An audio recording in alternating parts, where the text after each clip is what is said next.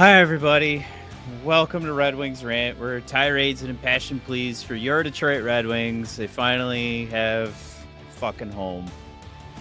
I wanted to have some fun today, and I was hoping that we were gonna go live after the last game, and I screwed up. Mike hopefully will join us here in a little bit, and we just couldn't get our schedule synced. It's 100% my fault. He was texting me. I thought we had things ready to go in regards to not recording, and Mike had been texting me all night all right, let's go, let's record. And I was I don't know, I was screwed over by my phone. I was already sleepy, and we should have recorded. The other night because we could have been celebrating a 2-game win streak. We could have been celebrating a 6-4 win over Philadelphia, a 4-2 win over Toronto. We could have been having a grand old time. And instead, here we are, going down to Montreal, 4-3 in a 4-3 score that honestly was handed to you, literally, as it was handed on a silver platter to Michael Rasmussen, who had an amazing play back to Tyler Mott to make it 3-2 at the time. But there were a couple of things that were kind of rubbing me the wrong way. One of which I would say probably Mickey Redmond saying over and over that we were or Montreal was lucky. You know what? You got outshot. You got outplayed. And we were pretty lucky with that goal that was handed to us. So Montreal got that power play to make it 4-3, where Patrick Laine blasts the shot so hard it goes through Moritz Seider's stick. If you want to call the stick blowing up lucky, fine. But Patrick Laine, man, he was up for grabs. Anybody could have had him. He's gonna smash pucks like that for the rest of his career. He's really having a grand old time after being injured right at the start of for Montreal, and now since coming back from injury, really being becoming a folk hero almost in Montreal. But no, there's no luck because Montreal was outplaying Detroit, and Detroit had to take a penalty to stop Montreal, which gives Montreal this opportunity to get a power play, keep throwing the puck at the net, and ultimately we lose. So Mickey, with all due respect, no luck. The Wingdings, they one of you guys I should give credit to. I think it might have been Ketzel. I should take a look back at the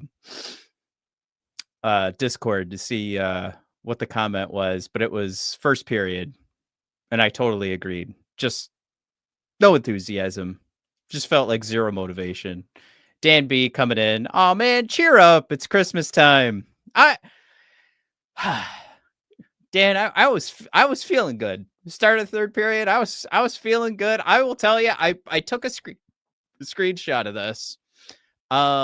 And the reason I have a screenshot of the schedule from the NHL app was we took the 3-2 lead. And I was like, oh man, I know we have Montreal tomorrow. What's the rest of the schedule look like for December? Because I'm going between this schedule and I'm going between the standings. And I'm looking at, all right, 6 points behind Ottawa. You win tonight. You played the same amount of games. You're 4 points behind, and it's Ottawa. Allmark is playing like the superstar goaltender that they traded for in Ottawa right now. But it's Ottawa, right? Eventually, it's going to come crashing down. And I'm looking at the schedule, and Dan, this was the Matt you wanted to see tonight. I'm telling you, I was loving that Toronto game. I was going to come in hot Wednesday night after we beat Philly. But I'm looking at this. We're up 3-2. It was like, you know what?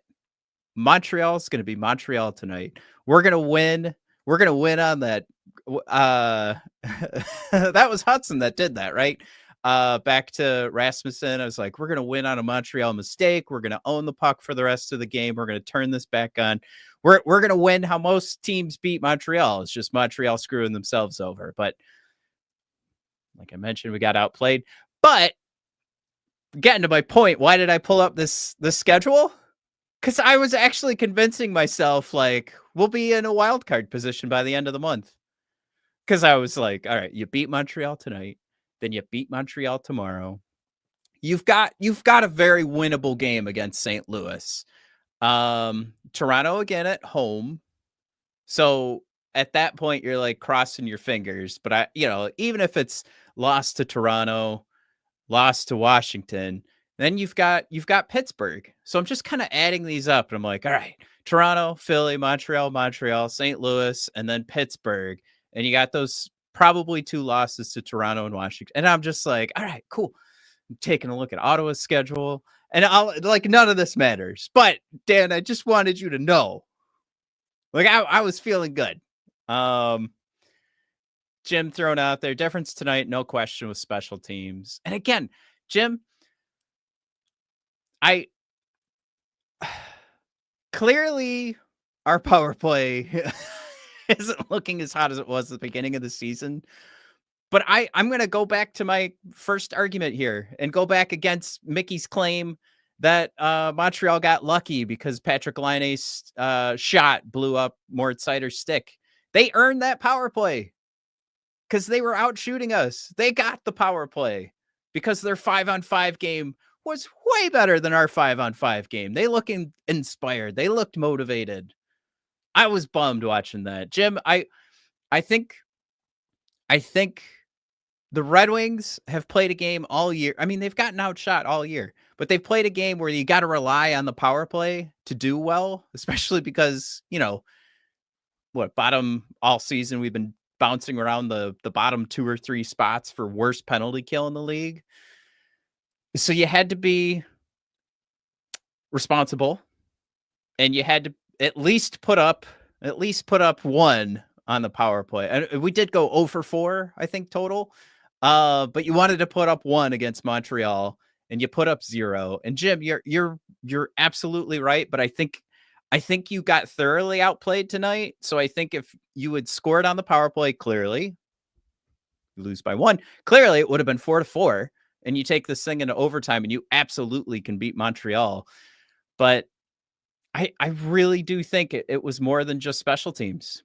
I really did see a Montreal team that wanted to. That Lane Hutz. I'll tell you what, he screwed up throwing the puck to Michael Rasmussen, but seeing him fly all over the ice, especially, man, he's a guy that creates on the power play too. And I'm not going to turn this into a Montreal Canadiens podcast and praise him, but he looks like he looks like a legit hockey player, man. I think I was making fun of Montreal Canadiens fans before the season started because they were just like all in, and I thought it was undeserved, but goddamn, he looks good. Danby, Larkin, Raymond, Seider can only do so much. I would argue they could have done a little bit more. Minute 30 into that last power play, or I'm sorry, it was 30 seconds in. They have a minute 30 left on the power play. Larkin is getting double teamed. Mickey Redmond calls it out. Now, this I agree with Mickey. Mickey goes, Larkin's getting double teamed. Larkin's on the ground. Nobody's coming to help Larkin. And I got like Seider's watching the point. I think it was either DeBrincat or Kane were on the other side, and they were kind of just like jabbing the stick in there every, chance they got. But there's 2 Canadians on Larkin.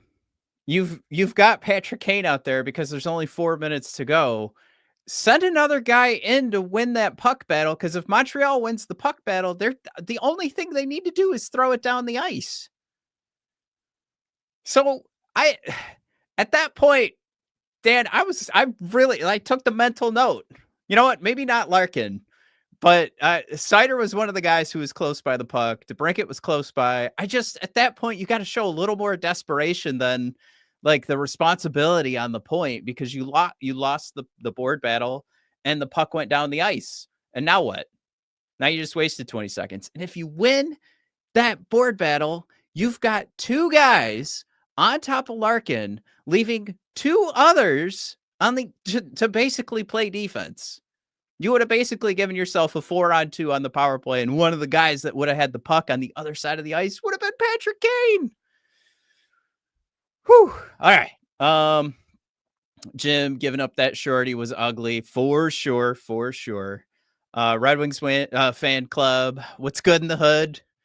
Man, it was all good on Wednesday. Today, I am owning the Red Wings rant side of things. Also throws in there, hopefully the team will be watchable next season. You know, obviously Montreal's not going anywhere, but did anybody else feel like a little envious for the Patrick Laine show tonight? Crimson thrown out there. Every loss looks the same. They get ahead only to start playing conservative and then stay in their own zone when they're one goal ahead. Crimson, I mean, for sure, you could possibly make the argument that regardless if they're ahead or not, the only time I really see them turn it on is like 5 minutes or less in the game. And you saw them force a penalty on Montreal tonight, and they had great chances the last 4 minutes of the game. You had Comfer out front. You had Larkin making his way out front. I think it was Casper that made his way out front too. When it was 5-on-5. But you see them. It looks like they have an ability to turn it on, or is it the opponent that's just sort of playing back to try and hold on to the lead because they don't trust Red Wings skaters to be able to be accurate enough to tie the game up? I mean, I guess I'd have to take a look at more tape, but Crimson, I might make that argument that we look like that for maybe 55 minutes every game, and that's how we get in these holes. Because again, like, take away that gift that you got from Lane to Rasmussen, or Rasmussen. I honestly, that might be like play of Rasmussen's career. A no-look pass back to Tyler Mott to make it 3-2. That was beautiful. Absolutely gorgeous. But you were 100% gifted that goal because you had a rookie making a rookie mistake. And again, I think that was Lane.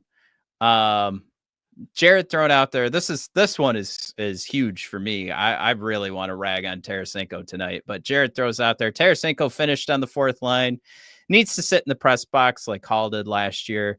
Man, if anything, like, you see it around the league, guys undeserving getting sat.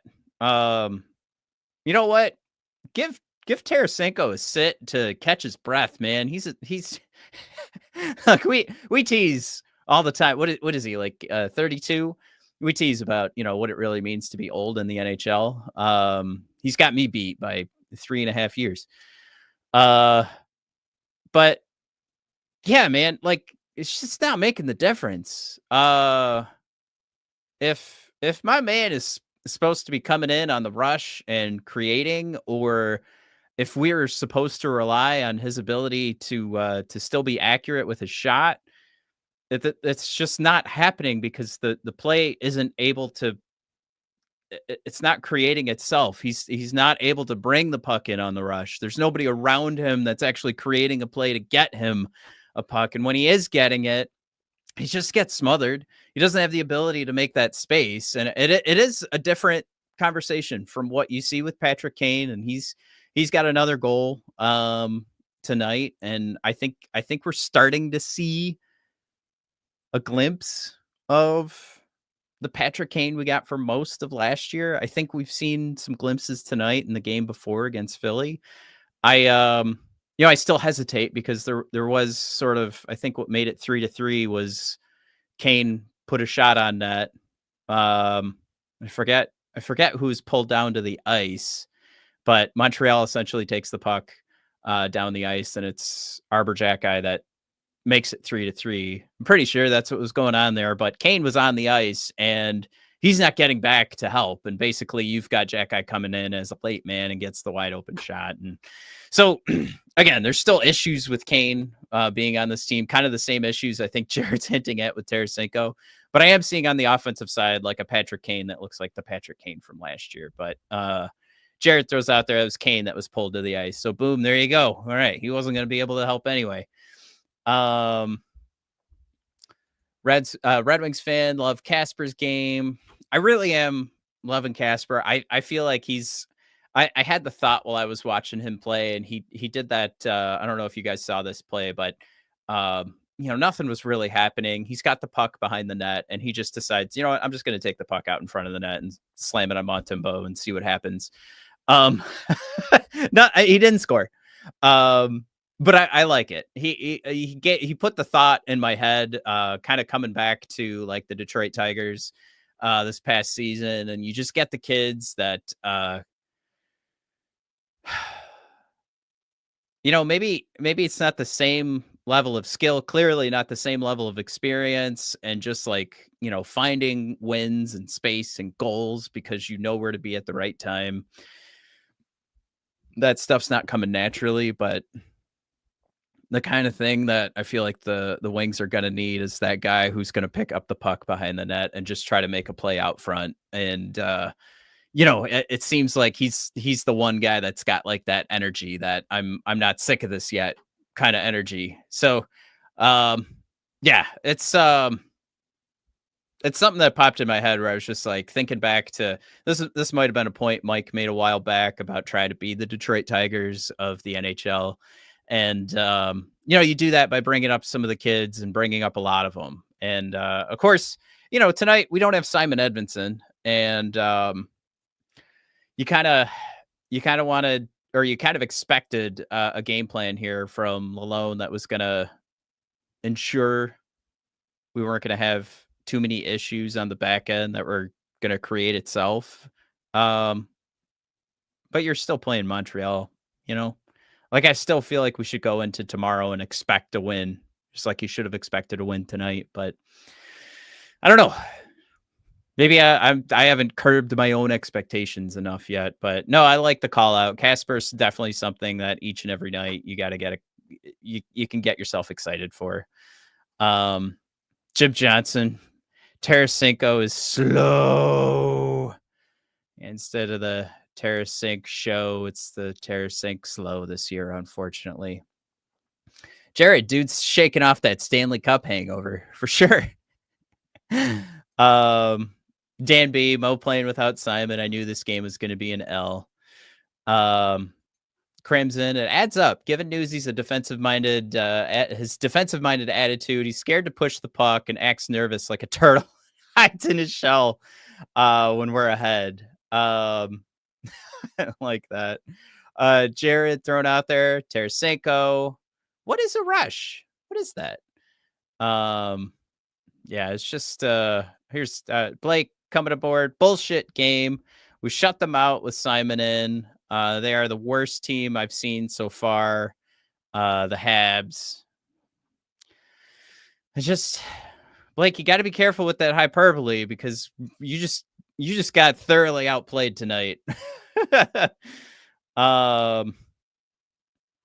Blake, we looked really tired tonight in the third. Could be worse tomorrow. Jim thrown out there. Can we bring in Pelika before the end of the year from the SHL?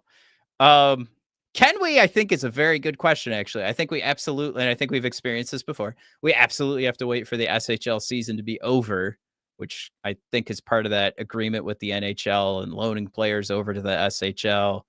But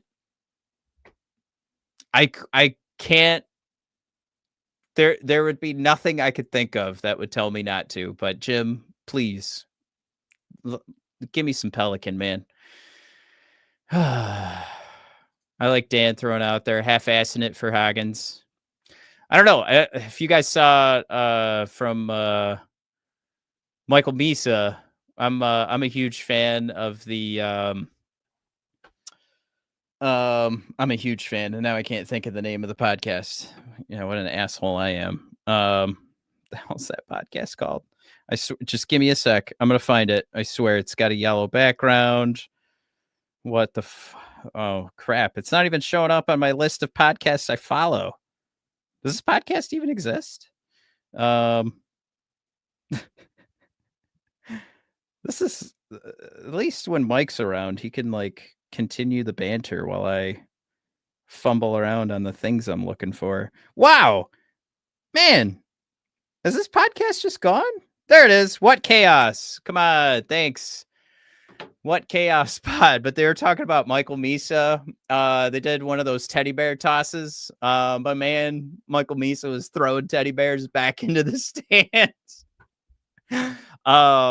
I really love that story. The Hockey News, they have their own coverage for prospects, but they're ranking Michael Misa as number one. So I like the half-assing it for Hagens. We got to think about Michael Misa one too, because he at least seems like a fun cat to have aboard. Brand new Funkin' Wings. Guess it's time to cheer in the prospects playing in the World Juniors Championships. I'm excited to see what Pulkkinen and Asp do in the tourney. Trey Augustine's in there too. I think I saw today on X from the Wings. What is Booch getting his ass out of the KHL already? Well, I think we got one more year, right? So cross our fingers on that one. I mean, it's still one of those things. Like tonight, just like I'm over it. Like this season is clearly it's lost. Especially like I made the mention earlier where I'm just like expecting the floor to fall out from underneath Ottawa. But is that going to be us that takes the playoff spot, or is it the team with the $11 million goaltender in the New York Rangers? So, it's one of those things right now where it's like we got to leap over a lot of teams, and all of a sudden Pittsburgh wants to pretend that they're a real franchise again. So, Jim throwing out there, we got to win games at home, boys, for sure. I think it's one of Elliot Friedman's favorite quotes to throw out there almost every episode of like 32 Thoughts. Win at home, suck on the road. If you're going to be a shit team, especially you're doing a home and home with Montreal this weekend, Friday, Saturday, against a shit Montreal Canadiens team, try and at least win at home. Be a little less fun, even if we do get the win tomorrow and kind of even up this Montreal series. It's not as fun. Come on, you could have had the win at home. Fans went nuts when it was 3-2 Wings early in the third, but just blew it again in the third. I'm kind of like for tonight's game. It's so frustrating because you see a lot of the same things. We're not really seeing like a new thing to dissect. We're just seeing so many of the same things. We do have our hockey stat card up from hockey stat cards on X here. Maybe I could share this. We could kind of take a peek together. I haven't looked at this at all, but we got, I think, no surprise here. Best player tonight, Michael Rasmussen. Look good, getting the puck handed to him. Ben Sherratt, number 2, of course, playing with Moritz Seider. So I think he got the Seider boost. Things weren't going to look as good on the first defensive pairing without Simon Edvinsson, who we've all talked about. This is just a sure thing. It feels like going forward, but it doesn't hurt that Mo is just playing so great this year that he can get paired up with Ben Sherratt, and it doesn't just completely implode on itself.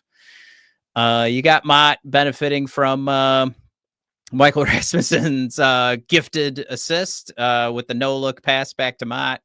Is going to come up as your third best player. I mean, down at the bottom here, this is what really sucks is your Albert Johansson, Eric Gustafson kind of owning the bottom of this spreadsheet here on your two least amount of positive effects from any players on the team, followed by Justin Hall. No surprises there for those bottom 3. But then Marco Kasper jumps on there, kind of just very little effect going either direction. But honestly, there aren't a lot of surprises here. But ultimately, you're looking at the game before against Philly. I think it was Petrie, or no, this was against Toronto. Petrie like jumped up towards the fives, and it's just one of those things where you've got all these guys kind of tight on these player stat cards. What is this? It's at hockey stat cards on X, and you're really not doing much of anything if you don't have anybody that's going beyond like the threes. And basically what I'm saying there is you don't have like a ton of elite play going in either direction. You have and this is more or less to the get rid of Derek Lalonde argument. You're not allowing your best players like Lucas Raymond to do what they do best. But then you're also sort of protecting the entire game. You're protecting the Patrick Kanes, you're protecting the Tarasenkos because you know that they're so slow. So it's just, I don't know. Is it the chicken or the egg? Is it the way the roster was built and you got to protect it? Or is it just bad coaching is slowing this whole thing down? Probably a little bit of both, maybe 60-40 going in one direction or another. We'll take a look. Jay Fresh actually has a nice little slide I want to show off to everyone. I can pull this part back up. Wait, where's my head? This doesn't make sense if you guys can't see my face talking about it. Here it is. So this is a chart. Our buddy Jay Fresh Hockey showed off. This is the entire league. Expected goals for versus expected goals against 5-on-5. Jay Fresh came in with the comments, not just making the graph on this one. Best argument for a coaching change in Detroit? This is his question. Say what you will about the Yzer plan. Again, to my point, chicken or the egg, is it the roster that was put together or is it the coaching at hand? Again, Jay Fresh, say what you will about the Yzer plan, but there is no reason why the entire team should be underwater offensively like this. So for those listening to the podcast, what you're looking at, or what you're missing, I should say, for this graph, the Y axis is actually expected goals for per 60. The X axis is expected goals against. Now, the 0 point here on the axis, the intersecting points between X and Y, would be the break-even point for both. But if you go north, if you go up on this graph, you are in the positive for expected goals for per 60 across the league. Basically, like, what's the average here across the NHL? If you're below the x-axis, you're in the negative. And basically, the point that Jay Fresh is making here is that there literally is nobody on this Red Wings team that is above average in any way to look at it. It's just you're just looking at the average output across the league for expected goals for. There just is not a lot of offense. And his point too is like the entire team should not be underwater. That's right. Now the highest guys on the list here are Dylan Larkin, Lucas Raymond, even Tarasenko shows up there. Berggren looks like he's probably about fourth on this list, or maybe fifth. This is a bummer, man. Your best players, like I just mentioned a second ago, and kind of where I wanted to take this conversation, but it's always fun when I'm just talking at you guys and I don't have mi hermano here to back me up. But this is just going to be an ongoing problem until either Lalonde gets enough on this roster that he feels more comfortable to turn it around, or he's never going to be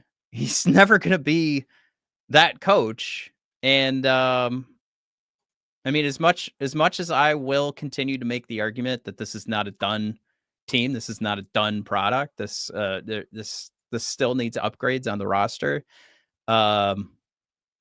I think Jay Fresh laid it out with analytics here. If you don't like watching the Red Wings get outshot every game, well, here's the graph to back it up, that across the league, you're not able to get over that hump.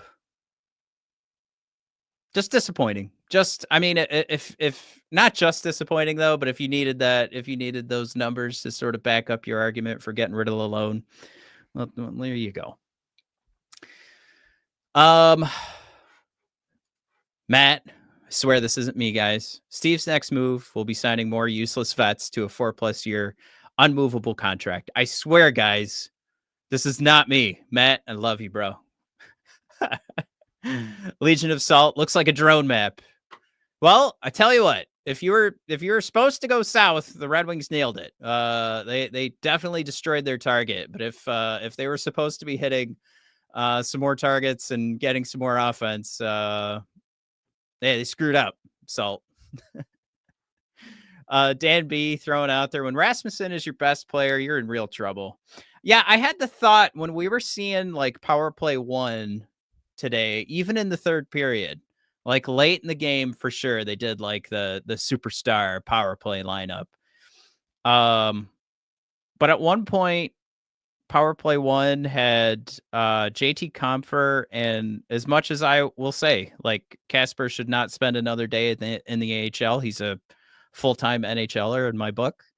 But when your PP1 has Compher and Casper on it, you're not going to send a lot of teams onto the ice shaking in their boots. You know, those penalty kills are going to feel, you know, they're going to stand up. Those shoulders, that chest, that's going to puff out, man.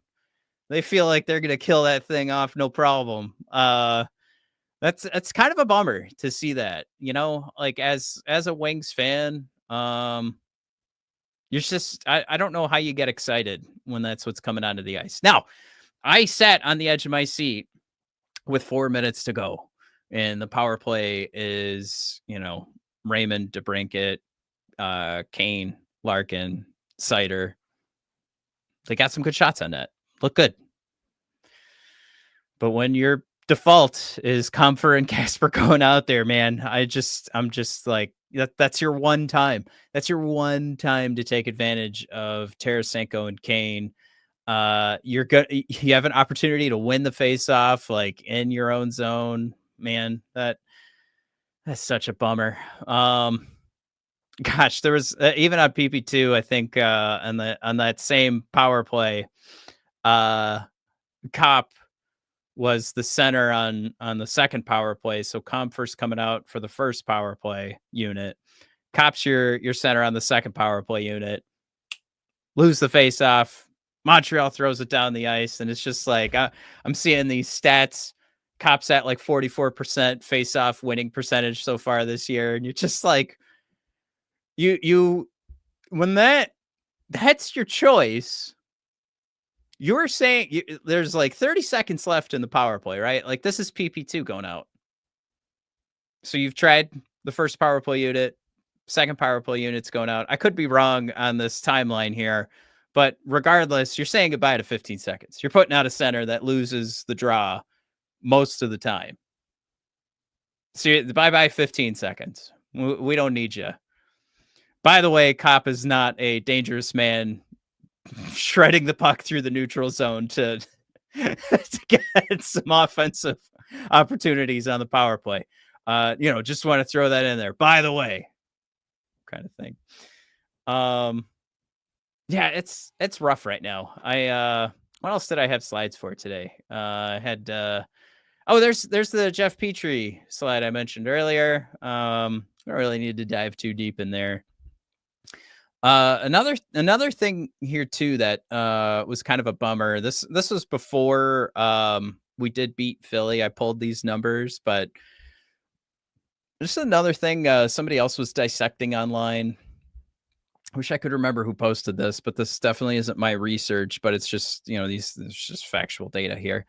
But Lucas Raymond, Alex DeBrincat, Dylan Larkin, 3 guys that are on pace to be at their career average or to earn their career best. Lucas Raymond on pace. Obviously, his point per game pace is on track to be a career best. DeBrincat, Larkin on pace for career average. Everybody else on this roster, save for it looks like Moritz Seider. Sorry about that. who's on pace for career average. Everybody else is on pace for career worst, or it looks like comp for and cop career worst since 2017, cop career worst since 2018, or you're just, having your worst season since your rookie season. Literally couldn't have a better argument to find a different strategy for this team, because what the strategy's been for almost 3 months now, not working. 30 games in, absolute shit. Absolute shit. It does tell me that there is something here with the roster. I do think you also have to take into consideration those guys like Tarasenko and Kane that were getting a year older. Like, for sure, don't forget about that point. We've mentioned it a lot. Like, it does hurt us to have slow legs on the ice. But that being said, let's say if just a couple more of these guys could be, you could get one more guy maybe having a career best season, maybe one more guy just at career average right now. Be great if it said like Patrick Kane on pace for his career best. I'm kidding. But yeah, it'd be great to see that for Kane. If I could pick one guy to be on pace for career best right now, I'm picking Patrick Kane. But that's the kind of thing where this is like, we looked at the standings, right? Or no, we didn't look at the standings, but we're 6 points behind Ottawa right now, wild card spot. 2 more of those guys in that spot is worth at least one more win, maybe 2. And now you're 2 points out of a wild card spot. So I am not nowhere near the point of saying Yzerman's working out. It's just coaching. Clearly coaching a problem here. All right, back to the comments, because it's annoying to just listen to me talk over and over and over. Dan B, seriously, both Yzerman and Lalone have to see Tarasenko and Kane as real problems. Can't play them just because they're formerly great players. Absolutely 100% agree.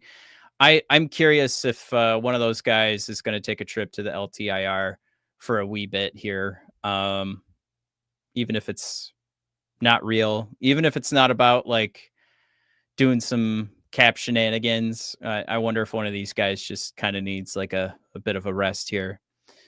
Jim Johnson, what annoys me, they play great against the Leafs and then crap the bed against the Habs.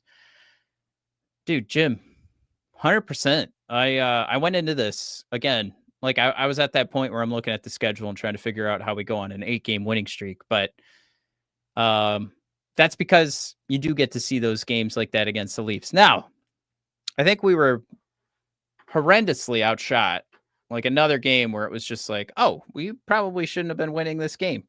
Before I get too deep into that point, I will try to go back here and confirm that. But this is one of those games where it was like, who deserved to win tonight?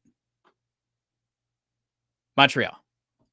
That's not going to happen every night. All right, so the Wings had 25 shots on Wall, and who so faced 25 shots? Stand corrected. 25 to 25. Jim, you nailed it. I concede your point. We played our fucking nuts off against the Leafs. Also, Jim throwing out there, Larkin hasn't scored in what, like 12 to 13 games. Yeah, it's not looking the same, especially from a guy that we were seeing like preseason. We were seeing all those interviews where he's like, we were so close to the playoffs. Like this year, it's going to be different. That's right. Will be different, Dylan. Nobody looks like they give a shit. Dan B, okay, here's the plan to fix this team. Yzerman is locked in a closet except for draft day. No free agent signings. I like it. Guys, should we stage a coup? Let's do it. Probably shouldn't say that on YouTube. I feel like that's going to send a red flag out. Legion Assault, we still hope and watch, but mostly hope. We have good things coming soon. Maybe we can snag a good draft pick. It's all right there with you, but season's over. Send Talbot a packing, send Lyon packing. Just bring Kosa up. Let's see what happens. And then, maybe Kane wants to go try somewhere else. He's starting to heat up a little bit. Let's see if anybody comes sniffing around. Let's get some draft picks because, man, 6 points out, and you've got a lot of teams to jump over to get that playoff spot. I don't know what you're even going to do if you get that playoff spot. So I would say it's almost January. Just let the season go, guys. You're not going to pull off a Jordan Binnington St. Louis Blues. Don't Silver. Don't go down that road of hope, my friend. We don't get draft picks. Crimson, can't wait for DMAC to sell me on the future. I saw Woodward Sports was on a huge X thread yesterday of some guy trying to say that Woodward has been stealing content from other content creators across X and across YouTube. So I never really liked the content from Woodward Sports, but apparently it's not even theirs. So Matt, I honestly watch these games hoping we lose no matter what the standings look like now. This team is not good enough to hit 90 plus points by April. Better start. I think Matt, you meant tanking. Oh yeah, there you are, tanking. Better start tanking now, dude. I'm right there with you. We're best buddies. We share the same name, same exact opinion. Silver, we did pretty good considering. Can we just get a number 1, please? Dan B, Detroit and Buffalo will play for the Priority Cup. Love it. Poor Buffalo, man. I like as much as like we rag on Buffalo, like we're just a couple years out because we were ragging on Buffalo like 3 or 4 years ago. So that's where we're at right now.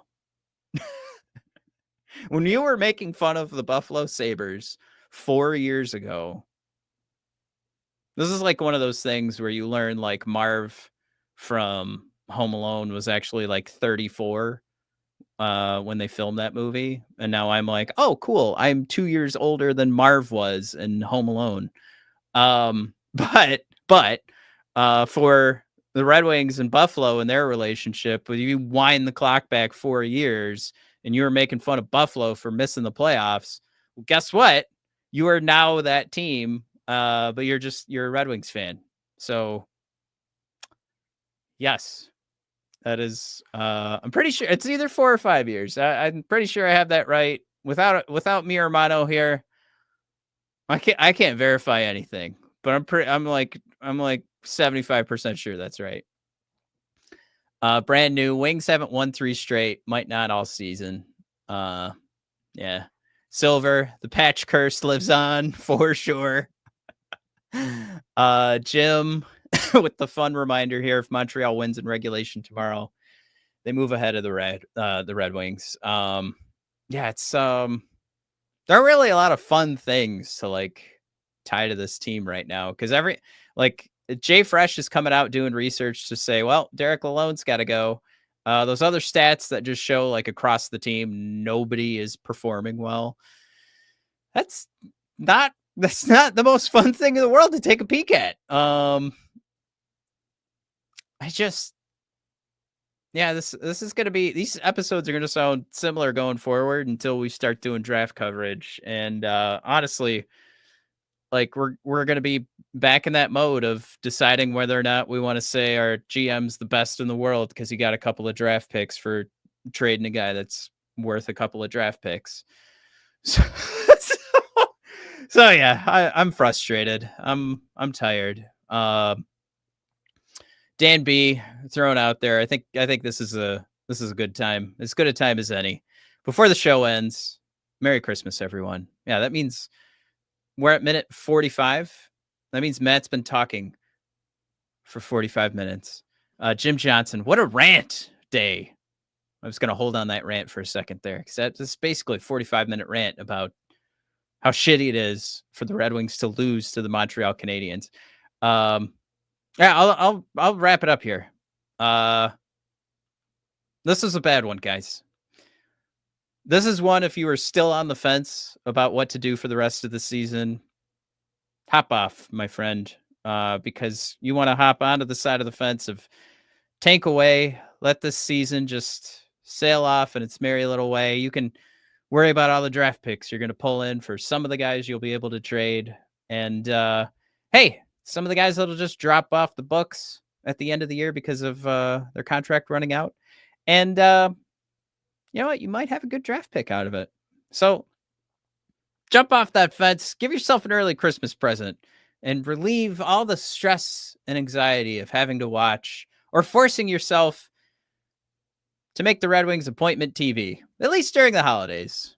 Watch It's a Wonderful Life. Kind of see, maybe it's not so bad as long as you can avert your gaze from the Detroit Red Wings. Ladies and gents, I don't know if we'll be able to get back on before Christmas. Obviously, our normal recording day is Wednesday. So bid y'all adieu. Happy holidays. Merry Christmas. I'm pretty sure that's what